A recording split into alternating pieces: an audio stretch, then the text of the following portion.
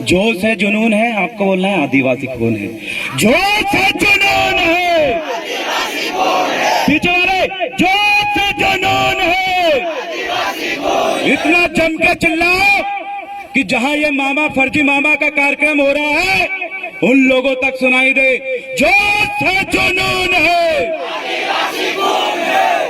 उस मामा के लिए सबक है कि चंद दिनों में ये युवा क्रांति, ये आदिवासी युवा ने वो माहौल खड़ा कर दिया, वो कारनामा खड़ा कर दिया, ऐसा कृत्य करके दिखा दिया कि इनको मजबूरी हो चुकी है। ये जो बोल रहे हैं कि हमने इसका नाम आपके पुरखे के नाम पे रखा, स्टेशन का नाम हमने तुम्हारी रानी के नाम पे रखा, तुम्हारा यूनिवर्सिटी का नाम रखा, तो ये इन्होंने नहीं रखा है, इनकी औकात ही नहीं है रखने की। अरे असली माहौल, असली जुनून और जन जागृति तो इन युवाओं ने खड़ी की है, इनकी वजह से रखना पड़ा। ये मर गए थे क्या? चुनाव तो हर साल होते हैं, चुनाव की वजह से इन्होंने हमारे बाप दादा और महान पुरखों को सम्मान देने का काम नहीं किया है। चुनाव हर साल होते। मेरे युवा साथियों, अभी हमारी मात्र 20% जन जागृति बढ़ी है, मात्र 20%।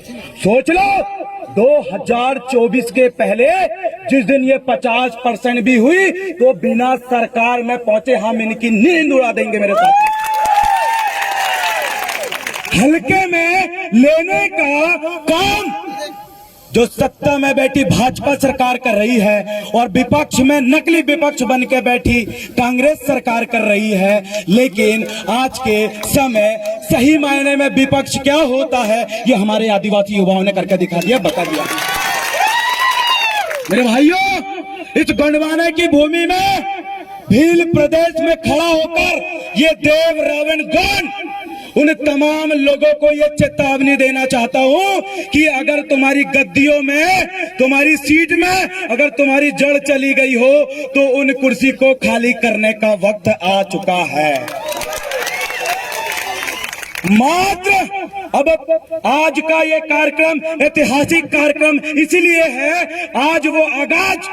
आज वो क्रांति इसलिए है क्योंकि यहाँ मात्र सिर्फ एक आदिवासी समुदाय का, एक कबीला का व्यक्ति नहीं है, यहाँ गोंड भी है, भील भी है, मीणा भी है, तमाम आदिवासी समुदाय के लोग आज एकत्रित हो चुके हैं।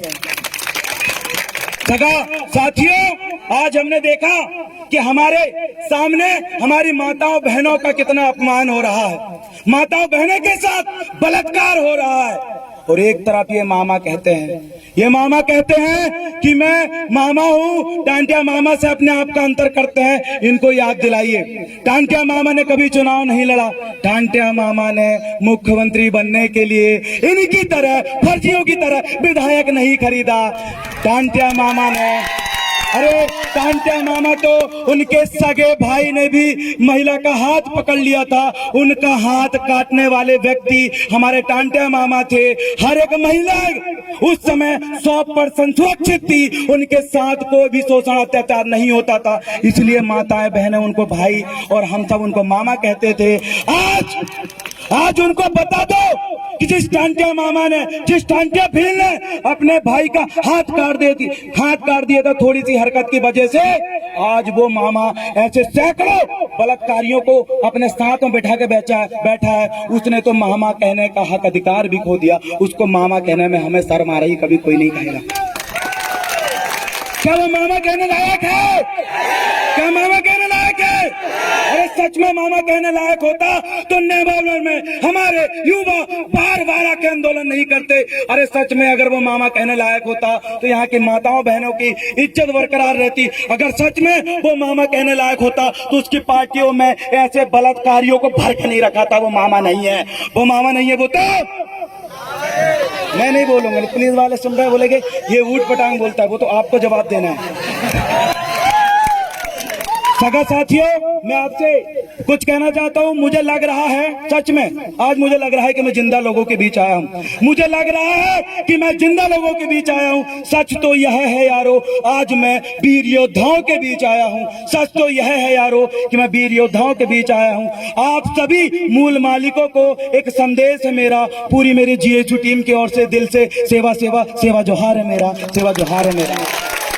सगा साथियों, और इसी के साथ अपनी बात को कंटिन्यू करते हुए मेरे बहुत सारे वक्तागण यहाँ पर आए हैं, लेकिन मैं आपको ये संदेश देना चाहता हूँ कि अब वक्त आ चुका है पूरे भारत के आदिवासियों को एक होने का।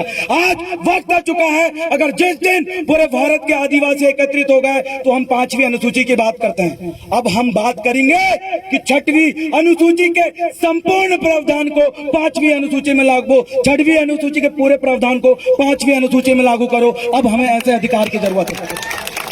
5 और 6 में नहीं बटना है, अब ओनली 6 चाहिए। हमें संपूर्ण धरती के हमें मालिक हैं। ये लोग हमारी धरती में आकर हमारे लोगों को पहला फुसलाने का काम कर रहे हैं। आज ऐसे लोगों को इस मंच से जवाब मिल गया है। उनकी तो नींद उसी में उड़ गई है जब उन्होंने देखा कि भील प्रदेश और गोंडवाना प्रदेश के लोग एकत्रित होकर हमारे खिलाफ उलगलान चल चुके हैं।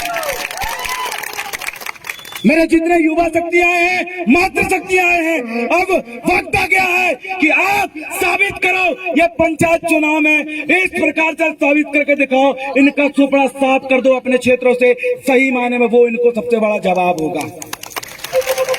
ये राजनीति हमें सिखाते हैं, इनकी औकात नहीं है। राजनीति क्या होती है अगर पढ़ना है तो आदिवासियों का इतिहास पढ़ो।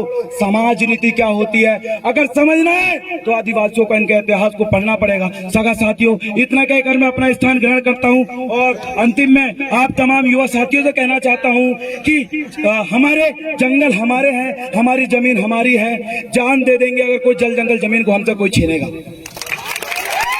और जान दे भी सकते हैं, और जान हमें बस मजबूर न करे प्रशासन। इतना कहकर मैं अंत में कहूंगा, हम सभी कबीलाई युवाओं की एकता हमारी कामयाबी की पहली सीढ़ी है। बहुत बहुत धन्यवाद। जोर से जुनून है, जोर से जुनून है, जोर से जुनून है। बहुत बहुत धन्यवाद। सेवा सेवा सेवा।